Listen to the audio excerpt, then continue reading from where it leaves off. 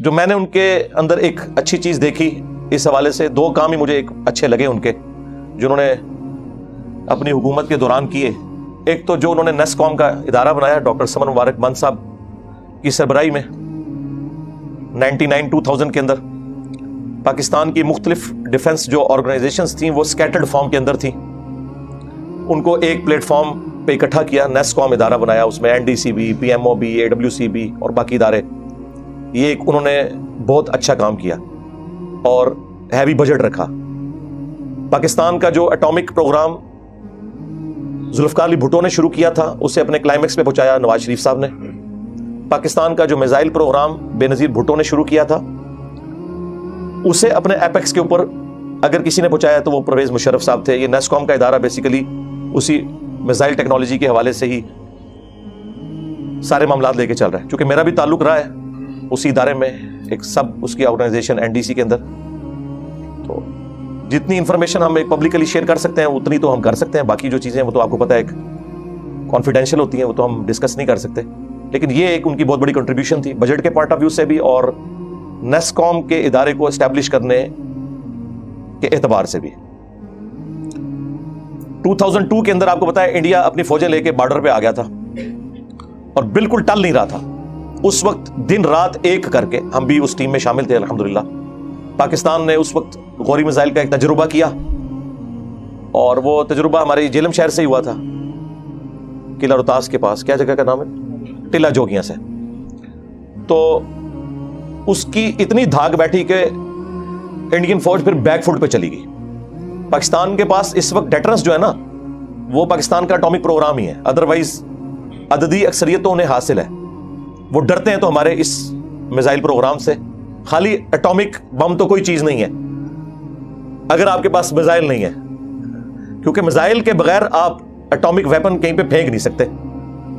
جہاز کے ذریعے تو یہ نہیں لے کے جایا جا سکتا. اس کی وجہ یہ ہے کہ جہاز کو تو ٹارگٹ کیا جا سکتا ہے، اس کی سپیڈ تو اتنی نہیں ہوتی. لیکن میزائل کی جو سپیڈ ہے اس کے لیے اینٹی بلسٹک میزائل بنانا یہ ٹیکنالوجی تو بہت تھوڑے ملکوں کے پاس ہے، اور وہ بھی بیک وقت اگر اتنے زیادہ میزائل فائر کر دیے جائیں تو پھر تو اس کو کوئی ہینڈل کر نہیں سکتا. اس لیے میزائل پروگرام کے بغیر آپ کا اٹامک ویپن کسی کام کا نہیں ہے. تو اس اعتبار سے پاکستان نے ماشاءاللہ غوری میزائل، پھر شاہین اور پھر بابر، غزنوی، یہ مختلف ماشاءاللہ پوری سیریز شروع ہوئی اور وہ اوپر تک گئیں. یہ میں مشرف صاحب کو ایک کریڈٹ اس حوالے سے دوں گا کہ یہ ان کی بہت بڑی ایک کنٹریبیوشن تھی اس وقت. اور دوسرا جو ان کا ایک کام جو شاید اس وقت کی بھی ضرورت تھا پھر بھی انہیں کریڈٹ ملتا ہے کہ میڈیا کو آزاد کیا گیا. پرائیویٹ ٹی وی چینلز شروع ہوئے اسی وقت، آپ کو پتا ہے جیو آیا، پھر ARY اور باقی چینل شروع ہوئے 2002-03 کے اندر. اور اس کی برکت یہ ہوئی کہ انڈیا جو میڈیا کی ایک وار پاکستان کے اوپر تھوپے ہوئے تھا اس کا مقابلہ PTV نہ اس وقت کر سک رہا تھا نہ آج. ظاہر ہے کہ جب آپ ٹیلنٹ کی بجائے سفارشی لوگ بھرتی کریں گے وہ آپ کو کیا آؤٹ پٹ دیں گے. لیکن پرائیویٹ چینلز کے اندر ٹیلنٹ کے اوپر لوگ سامنے آئے اور ماشاء اللہ تعالی جس طریقے سے انہوں نے پاکستان کا مقدمہ لڑا، یہ کریڈٹ بھی مشرف صاحب کو جاتا ہے کہ ان کے دور کے اندر یہ آزادی میڈیا کی آئی، اگرچہ اس کے سب سے بڑے وکٹم وہ خود بھی بنے. یہ وکلاء کی تحریک کبھی کامیاب نہیں ہونی تھی اگر اس وقت میڈیا آزاد نہ ہوتا. مجھے ابھی بھی یاد ہے کہ وہ پوری رات پروگرام جیو پہ چل رہا تھا اور کامران خان صاحب اس وقت جیو پہ ہوتے تھے اور وہ لائیو کوریج آ رہی تھی کہ جی اب قافلہ وہاں سے نکل پڑا ہے، اب نواز شریف صاحب نے جوائن کر لیا ہے. پھر گجرانوالہ جب پہنچے اس وقت خیر آرمی بھی تنگ آ چکی تھی مشرف سے، اور پاکستان میں کوئی بھی اس طرح کی چیز اس وقت تک کامیاب نہیں ہوتی جب تک سائیوں کا ہاتھ نہ پیچھے ہو. تو اس وقت جو ISI کے چیف تھے کیانی صاحب، جو بعد میں آرمی چیف بھی بنے، وہ وکلاء تحریک میں فیول بھر رہے تھے. وہ بھی چاہتے تھے کہ اس سے جان چھوٹے کیونکہ اگلا نمبر ان کا تھا، تو ان کی سپورٹ بھی تھی. بہرحال وکلاء نے قربانی دی. ہم بڑی امید کر رہے تھے کہ اس کے بعد افتخار چودھری صاحب آ کے کچھ کنٹریبیوٹ کریں گے عدلیہ کو، لیکن سوائے اس کے کہ ایک عدلیہ ایک اور پاور بن کے ابھرا پاکستان میں اسٹیبلشمنٹ کے مقابلے پہ، اب دو ہی پاورفل یہاں پہ ادارے ہیں، ایک جوڈیشری کا جس کی کوئی اکاؤنٹیبلٹی نہیں ہے اور دوسرا فوج کا جس کی کوئی اکاؤنٹیبلٹی نہیں ہے. وہ انٹرنلی جو ہے وہ ہمیں بھی پتہ ہے، آپ کو بھی پتہ ہے، چھوڑ دیں.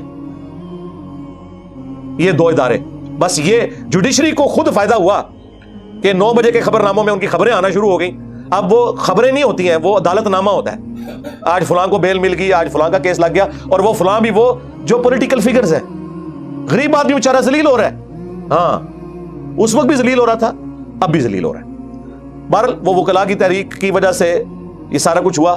بہرحال میڈیا اس وقت آزاد ہوا, اس کا فائدہ اس اعتبار سے پاکستان کو اوورآل یہ ہوا ہے کہ اب دیکھیں کئی ایک خبریں جو پاکستان کا جو نیشنل ٹی وی ہے, پی ٹی وی دبا جاتا تھا, وہ پرائیویٹ میڈیا کے ذریعے سامنے آنا شروع ہوئی خبریں. اس کی وجہ سے ایک عام آدمی کے لیے انصاف کو حاصل کرنا بنسبت پہلے کے حالات و واقعات کے آسان ہو گیا. اب تو خیر یہ سوشل میڈیا نے تو دنیا ہی زیر زبر کر دی ہے نا.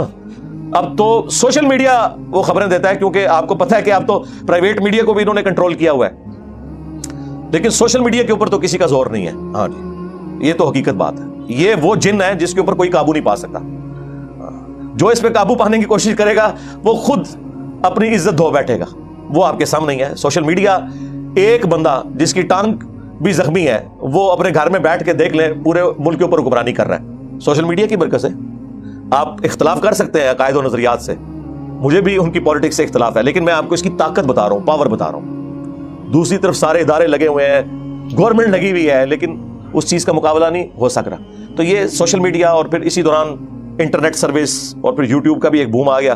یہ ساری وہ چیزیں, تو مجھے ان کی پوری زندگی میں دو یہ چیزیں ایسی پازیٹیو نظر آئی ہیں جو میں ان کی موت کے موقع پر ڈسکس کرنا میں نے ضروری سمجھا.